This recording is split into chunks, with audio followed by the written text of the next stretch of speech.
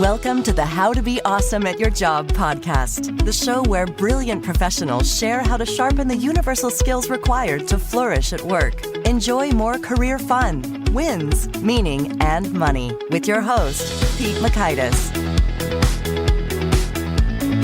Hello, and thanks so much for joining us here for episode 619 with Grady. If you'd like an extra dose of resilience and positivity right now, maybe you need it a whole lot because of pandemic, because of politics, because of just all the stuff going on. Ann has got some pro tips. She's real good, which is why she's coming back for her second visit on the show. So you'll learn 1, what to do when negativity hijacks your brain. 2, the simple trick to making each day more enjoyable. And 3, the foundational skills of resilient people. So if you want to check out the show notes or the transcript or the links to items we've referenced, please visit awesomeatyourjob.com/EP619. I've had a couple questions about the transcripts. They are found in a thin gray rectangular bar you click in order to expand on each episode's post, which has an image of the guest and the links. So it's easy to overlook, but I don't want to dominate the whole page. So you click it to expand it. And that's the story with the transcripts. And what's also cool is all of the transcripts are in text, right? So you can search across all of them with that little magnifying glass at awesomeatyourjob.com. So it's a really handy resource for getting just what you need right when you need it. If the latest episode isn't exactly what you need, but I think you're going to love what Ann has to say. So here's Ann's story. Ann Grady is an internationally recognized speaker and author who shares humor, humility, refreshing honesty, and practical strategies that could be applied both personally and professionally to improve relationships, navigate change, and triumph over adversity. Ann is a 2-time TEDx speaker, and her work has been featured in Harvard Business Review, Entrepreneur and Inc. magazines, CNN, ESPN, and Fox Business.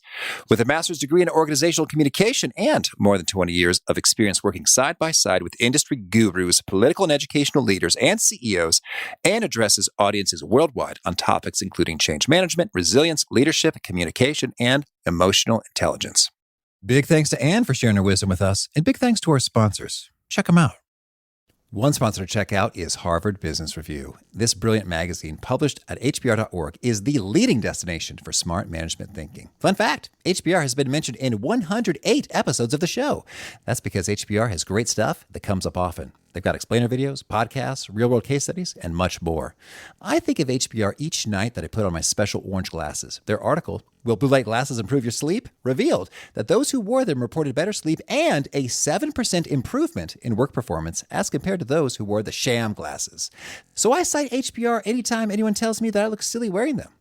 Now, much of HBR's content is available for free when you sign up at their site. Subscriptions that get you unlimited content cost $10 a month.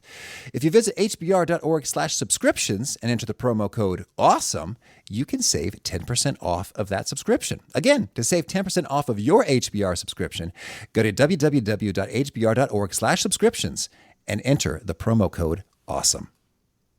And big thanks to our sponsor, Acorns. Acorns makes it easy to start automatically saving and investing for your future. You don't need a lot of money or expertise to invest with Acorns. In fact, you can get started with just your spare change. Acorns recommends an expert-built portfolio that fits you and your money goals, then automatically invests your money for you. NerdWallet.com, whom I love on these sorts of matters, gives Acorns a whopping 4.7 stars and says, quote, if you want to make the most of your spare change, there's no better place to do that than Acorns. Head to acorns.com/awesome or download the Acorns app to start saving and investing for your future today. And we got a legal disclaimer here. It may not be representative of all clients. Tier 1 compensation provided. Compensation provides an incentive to positively promote Acorns. View important disclosures at acorns.com/awesome. Investing involves risk, including the loss of principal. Please consider your objectives, risk tolerance, and Acorns' fees before investing. Acorns Advisors LLC, Acorns, is an SEC-registered investment advisor. Brokerage services are provided to clients of Acorns by Acorns Securities LLC, member FINRA/SIPC. For more information, visit acorns.com.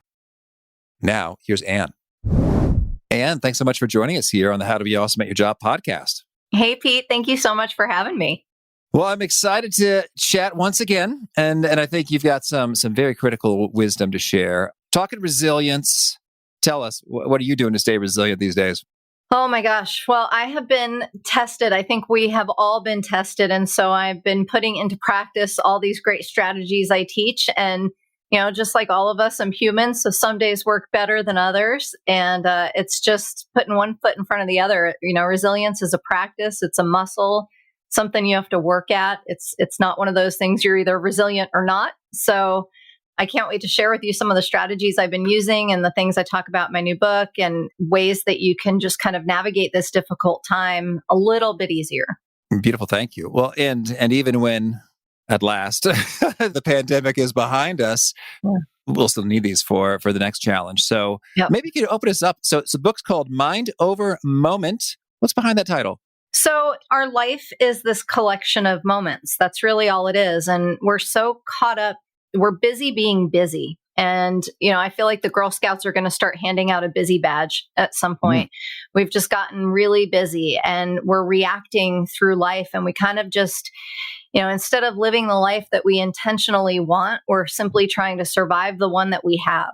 And there are ways that we can change that we can get out of reactivity, but it's using this idea of mindfulness to be deliberate about where you're investing your time, your energy, your attention from a mindset perspective, from a skill set perspective, and then being able to reset to really take back control of your life. Otherwise, each day just becomes the same day, and we kind of just end up on this hamster wheel and land somewhere and draw a bullseye around ourselves and go, well, I guess this is where I was supposed to be, instead of really crafting the life that we want. Okay. Well, boy, there's so much to dig in there. So dig away. And a great distinction in terms of enduring the life that we are in, as opposed to really kind of designing and going after that. So yeah, let's talk about some mindset things.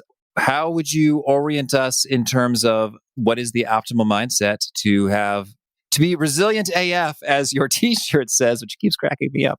I had these made. We're actually going to start selling these at some point. But your mindset is literally the story you tell yourself, right? It's the story you tell yourself about what's going on in your life. It impacts how you see yourself, how you view the world. And so I guess where I would start with mindset is understanding your brain. And without going too deep into neurology, our brain is this amazing 3-pound cauliflower-like blob sitting on top of our shoulders, but it's actually working against us. And so if we are left to our own devices, if we just let our brain operate as it is, we're really focused on looking for everything that's wrong instead of figuring out what's right. We have a negativity bias. And this served us well as we've evolved as a species because, our brain's job is not to make us happy or keep us content. Our brain's only job is to keep us safe. And in order to do that, it is really keen on the negative around us because the positive stuff's not going to kill us.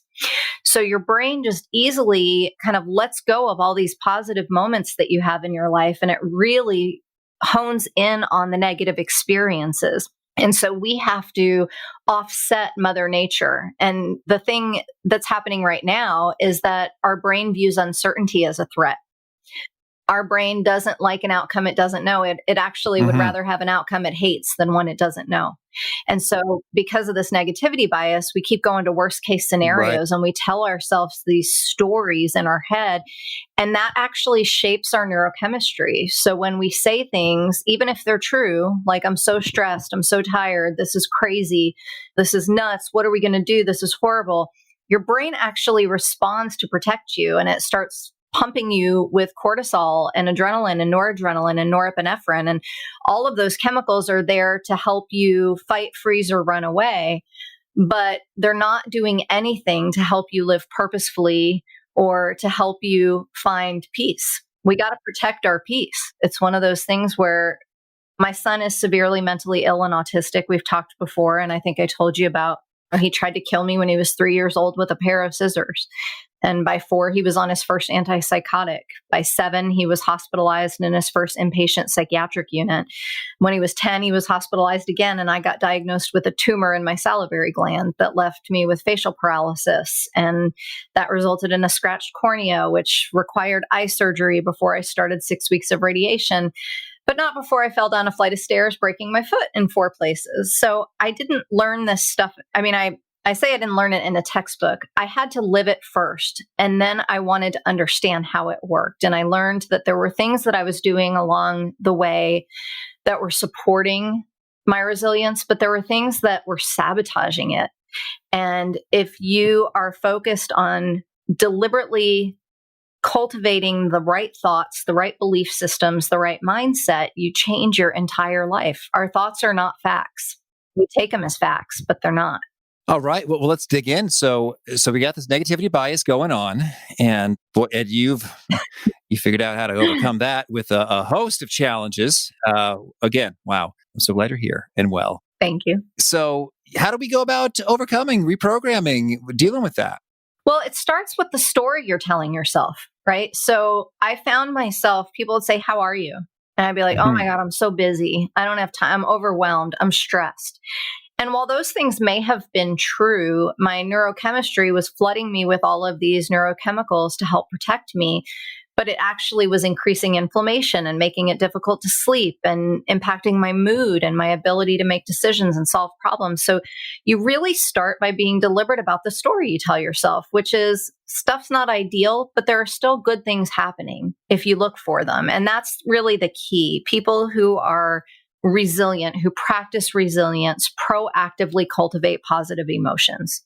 They use their brain to search for the good to help offset the bad. And that doesn't mean that you ignore the bad stuff, right? Like, I think a lot of people think, well, what do you want me to do? Wear rose-colored glasses and pretend that everything is peachy keen. And that's not what I'm advocating. In fact, while it seems counterintuitive, you actually have to feel the yucky stuff. When we try to push it away or get rid of those uncomfortable emotions and we suppress them or numb them, we actually increase the intensity and the duration of them.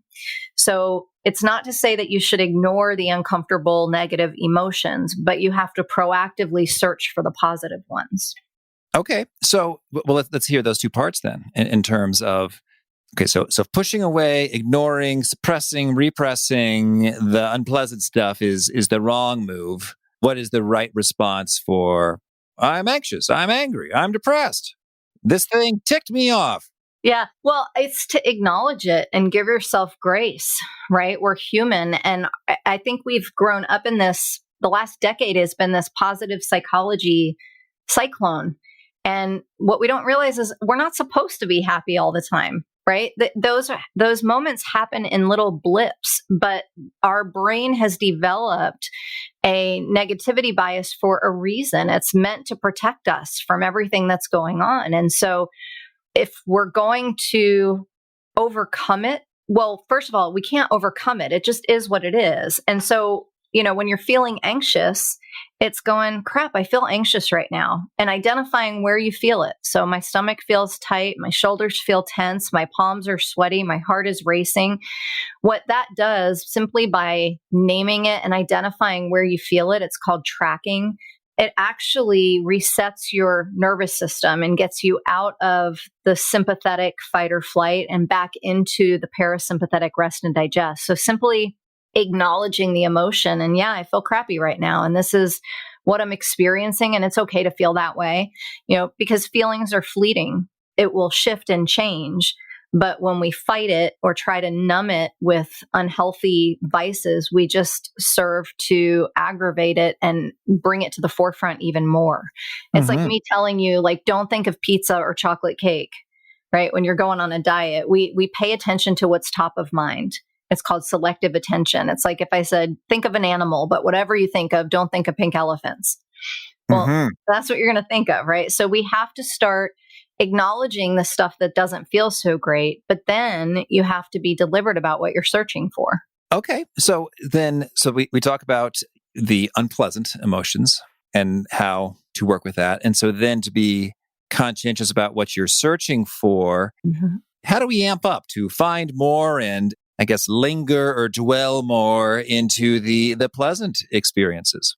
I used to think this was so touchy, fluffy, feely. I always, when I thought of resilience, I thought of like finding your zen and eating tofu and sitting in a full lotus and drinking green tea. And it seemed very froofy and fluffy to me until I dug into the research. Over 11,000 studies have proven that gratitude is the most direct path to well-being and happiness. And I know when I was going through my facial paralysis and stuff with my son, my natural inclination was, what do I have to be grateful for right now? But there are always things to be grateful for. And the simple act of looking, you don't even have to find anything. the simple act of looking releases serotonin and dopamine, the feel-good neurochemicals and antidepressants. The simple act of looking for something to be grateful for decreases the stress hormone cortisol by 23%. And because we tend to scan the environment and find what we look for, whether it's looking for, like yesterday, I had a crappy day. It was just one of those days where every light turned red, things were not going well. And I have a sign on my bathroom mirror that says, what do you want to find today? What do you want to see today? And I mean, it's not like a fancy sign. It's written in blue Sharpie marker. But I wanted to find reasons to be grateful. And so, I drove to the grocery store and a car was leaving one of the spots right up front as I was going away. And what most of us do is we just go, okay, that's cool. But in order to rewire our brain, there's something called experience-dependent neuroplasticity. And basically what it means is the more you think and behave a certain way, the easier it is to think and behave that way. So the more often you're anxious and cranky, the easier it is to stay there. And so if you think of like a computer, right? You download a program, but you have to install it. And so having the experience is downloading it, but to install it, you have to actually sit in it. It's called savoring. And it means you have to step outside of the experience and observe it and appreciate it for 15 to 20 seconds. And you can literally rewire the neural structure and function of your brain when you get in the habit of doing that. And so what ends up happening, like when was the last time you laid in bed at night and you're ruminating about your day and you're thinking about the good things that happened, right? We default to the negative. You get a performance review. You're told you do 9 things exceptionally well. You have 1 opportunity for growth and you're laying in bed at night, marinating and stewing in that conversation. You're not thinking of the 9 things you did exceptionally well. You're stewing over that 1 negative thing. And so it's not to say you ignore that. Is there truth in it? Can you learn from it? Is there something you can do productively with that feedback? But then it's sitting in those 9 things that we typically dismiss and rush past, or that compliment that you get that you just brush off, instead of really sitting in that and feeling it physically, because that is what changes your brain. Well, and so let's talk about that, how that zooming right into doing some savoring. So you mentioned savoring last time. I've been thinking a lot about it. So let's dig in some more. So you get that great parking spot, and you say, instead of just saying, "Oh, that's cool," walk us through the depths of savoring in depth. What's happening in your brain? How are you savoring that well? So what I did when I pulled into the parking spot is I just took 3 deep breaths. And most of us don't breathe correctly. I can get into breathing more a little bit later as we talk about other things. But I took 3 really deep diaphragmatic breaths. And what that does is it allows enough oxygen to get into your brain and it resets your nervous system. And I just took a second and said, I'm really excited. I found this cool spot up front. It's rockstar parking. This is going to be a good trip to the store. I'm going to find other good stuff. And it was so funny because I went to the store looking for good experiences, and a grocery store at 5 p.m., even in a global pandemic, is it's like full contact sport, right?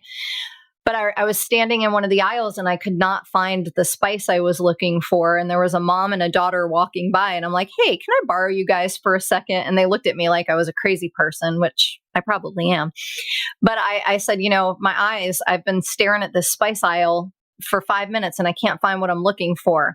I'll give you a bonus point if you can find this. And so they were like, ooh, a bonus point. No, I'm giving them nothing, right? But they both found what I was looking for in a split second. And then we all had a really good laugh. And that single moment could be easily dismissed. But instead, as I was walking down the rest of the aisle, I thought that felt really good. They had a laugh. I had a laugh. Yeah. I found what I was looking for. It didn't cost any money. They weren't annoyed by it. It was a good interaction. And I actually left the store feeling better than when I got there. Yeah, and people can be starved for those good interactions in the pandemic, in terms of one, they might have just fled from you.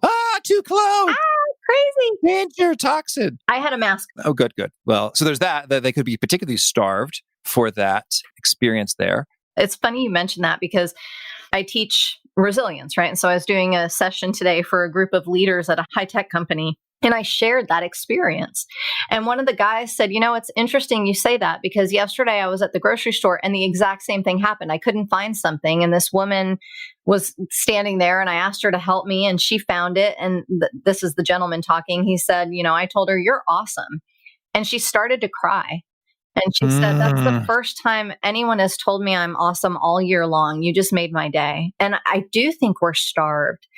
And I don't have any data to support this, but I think the mask thing is a big deal because we're missing out on so much human connection, and social distance really is physical distance. We still need social connection, but we're starved for positive moments right now. And if the single most momentary increase in positive emotions comes from doing something nice for someone else, and if somebody else witnesses that, they're more likely to do something nice for someone else. Yeah, well, that's very beautiful to think about. I don't know, that ripple effect and the good vibes to put forth in the world there. So finding the gratitude, expressing the gratitude, and that's big in terms of for the parking space, and then how you end up discovering more cool moments along the way there.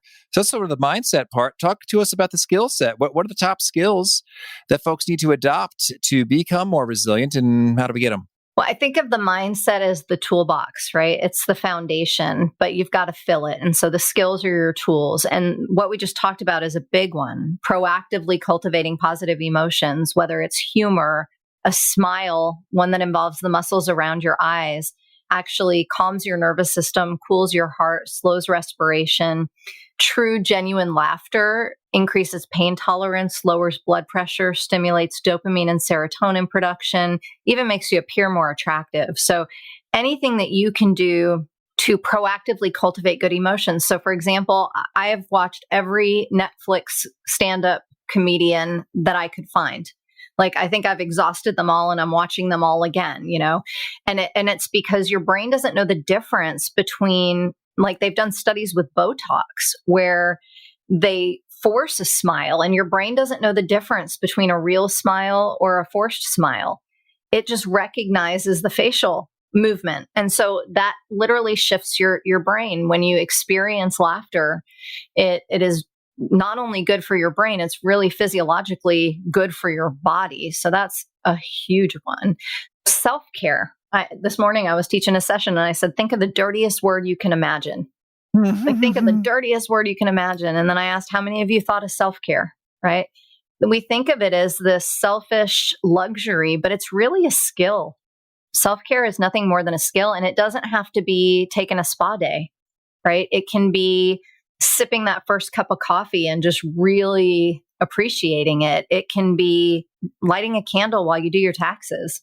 It can be stepping outside and just taking a 5-minute walk or snuggling your pets. Social connection is another one. And so many of us have heard of this chemical called oxytocin, right? It's the bonding agent. So I guess you could call it, it's called the cuddle hormone. And it's basically what bonds parents and children, mother and child, as soon as the child is born. But it's actually a stress hormone. And so when we are feeling stressed, our body produces oxytocin because it's craving connection. We are tribal by nature. We're social creatures. We survive together better than we do individually. And in a time when we have been so focused on socially distancing ourselves, with that has come social disconnection. And it's huge. Loneliness kills more people every year than smoking, obesity, and high blood pressure.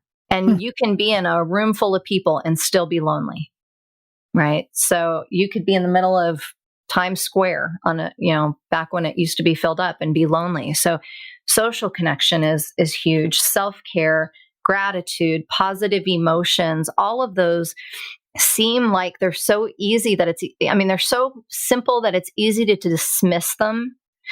And you don't have to tackle all of them at once. So, for example, look, I'm not Miss Rose-colored glasses. My husband will tell you I'm the most pessimistic motivational speaker he's ever met. Like, I am not out high-fiving sunbeams. There are not doves released when I walk into a room. I was diagnosed with clinical depression at 19. So my natural optimism bias is very, very low. I have to really work hard at it. For some people, it comes more naturally. For me, I have to really, really work hard at it. And exercise for me is not something I look forward to. It's not something I necessarily enjoy, but it rivals antidepressants. And no judgment, I'm on everything but roller skates, right? But exercise literally changes the structure and function of your brain. It repairs neurons damaged by stress. It increases the density of gray matter, and that's the part of your brain that's responsible for attention and emotional regulation. So if you've noticed since this pandemic started that you've had a harder time focusing, or you're more irritable or easily agitated, right? There are specific things like sleep and exercise, and yoga is great because it combines meditation, breathing, and exercise. There are things you can do to repair your brain, but sometimes we just default to what's easiest, and it's easier to binge on Tiger King for 6 hours than it is to focus on taking a walk. Yeah, that's a nice lineup there. And so then all these are skills insofar as it's not a matter of them coming naturally. You're exerting some effort. You're working on them, and they become more natural over time. And so excellent. And then how about the reset part of things?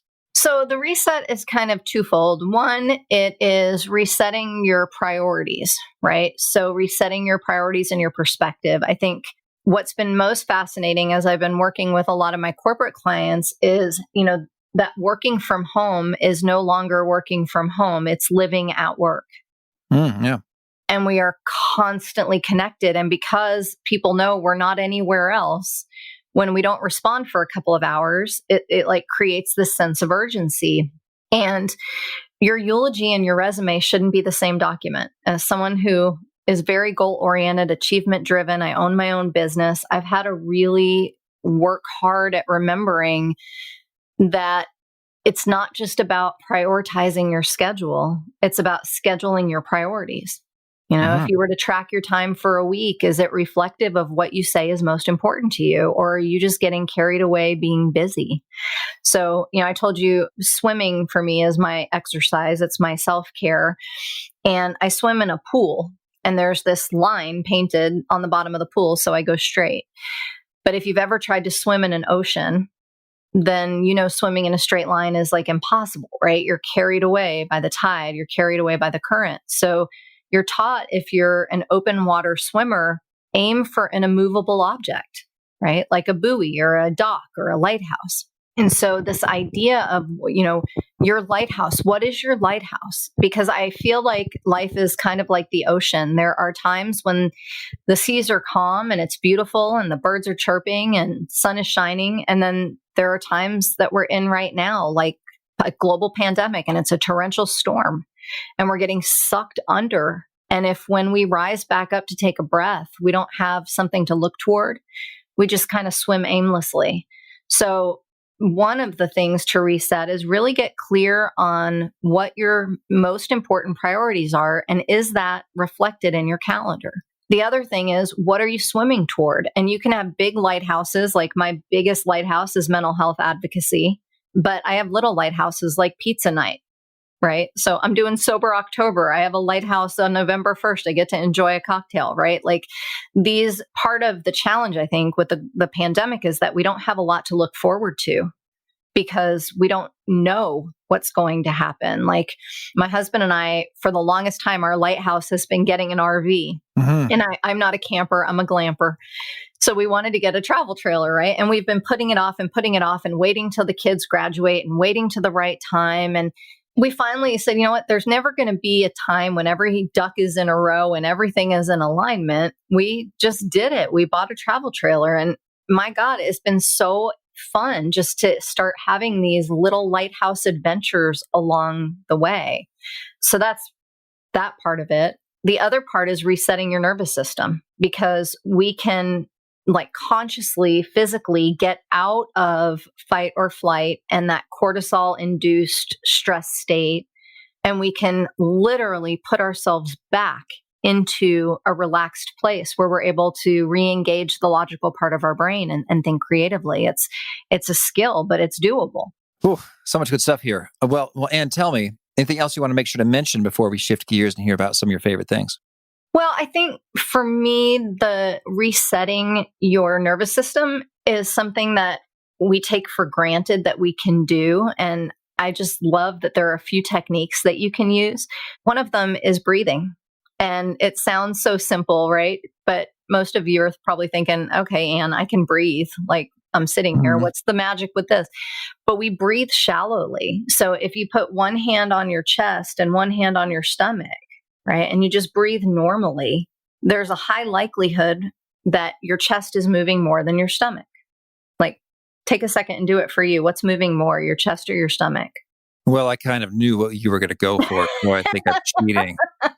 Darn it, Pete, messing this up for me. No. Yeah. When we're stressed, we take shallow breaths. So, if you're an elite athlete or an opera singer, of which I am neither, you're trained in a technique called diaphragmatic breathing. And it's kind of counter to what you would think. When you inhale, you imagine that there's a balloon in your stomach and you fill it with air. So on the inhale, you create this giant Buddha belly. The exhale is actually the part of the breath that puts you into the parasympathetic nervous system, the part that calms your brain. So the exhale should be a little bit longer. So you view the inhale as filling up your belly with air, but the exhale, imagine there's a weight on the end of it that just kind of takes your exhale even lower. And so 3 deep diaphragmatic breaths resets your nervous system. A deeply relaxed person takes 7 breaths a minute. And so, people talk about meditation. And again, for me, it was like playing whack-a-mole with my thoughts. I would sit there and try to breathe and go, oh, crap, I forgot to call my mom, or, oh, what am I going to make for dinner? Until I learned it's working, right? So meditation is focusing on your breath, but the goal is not peace or Zen. The goal is catching your mind wandering and bringing it back to your breath. You're training your brain to direct your attention where you want it to go so that you're less likely to hit the panic button. You're learning to observe your thoughts and your emotions without getting carried away by them. So breathing is something that is super understated. It's very, very important. And even 3 of those deep breaths, I started wearing my daughter's Apple Watch because it has a reminder to breathe and just take some time out once an hour to take a few deep breaths. It's really, really powerful. All right. Lovely. Well, now can you share with us a favorite quote, something you find inspiring? My first was from my grandmother. It's actually a Yiddish proverb. And she always used to say, Annie, if enough people tell you you're tired, it's time to lay down. Like if enough people are giving you the same advice. But my favorite was when she used to say, Annie, if you act like an ass, don't be surprised if people try to ride you.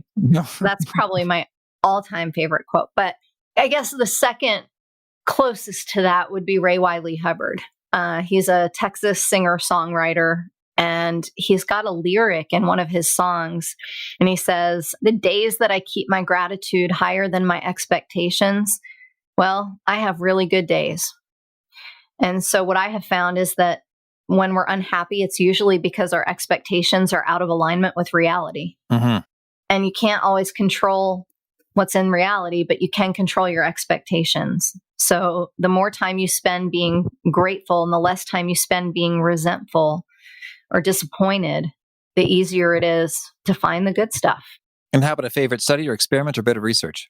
So one that I just came across that I really liked was this study done by University of London. So they took these participants and divided them into 2 groups. And they basically said to one group, it's a computer program. And every time you click on a rock and a snake is under it, you're going to get a mild electrical shock. They tell the other group, you're going to get a mild electrical shock, but it's not every time the snake is under the rock. It's just going to be intermittent.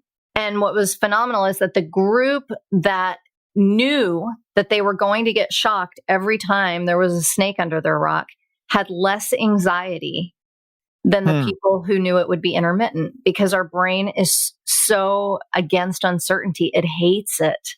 So it constantly goes to the default worst case scenario. There are so many studies. Another one that I find fascinating, and Kelly McGonigal writes about this in her book, The Upside of Stress. And she's got a great TED Talk called Make Stress Your Friend. And they tracked 30,000 Americans over the course of 8 years. And they start by asking them these 2 questions. The first is, what level of stress have you had in the past 12 months? Low, medium, or high? And the second question is, do you think stress is bad for you? Right. So they ask 30,000 people this question. They track them over 8 years. They use death records and mortality rates as a way to track progress. And they find that for people who had high levels of stress in the previous 12 months, there's a 43% increased risk of dying prematurely. But it was only for the people who thought stress was bad for them. The people who thought, stress is just nothing more than your body's physiological response. Increased heartbeat, well, that's just your brain needing more oxygen. Tension in your shoulders or your stomach, that's just your body putting on armor to protect you from what's ahead. The people who did not believe stress was bad for them, but had high levels of stress, had a 0% increased risk of dying prematurely. It was the lowest rate of anyone in the study. They basically found, they look at these cardiac monitors and they hook people up to them, and they find that for people who are experiencing high levels of stress and think it's bad for them, their arteries constrict, so they tighten up, they limit blood flow to the heart and to the brain.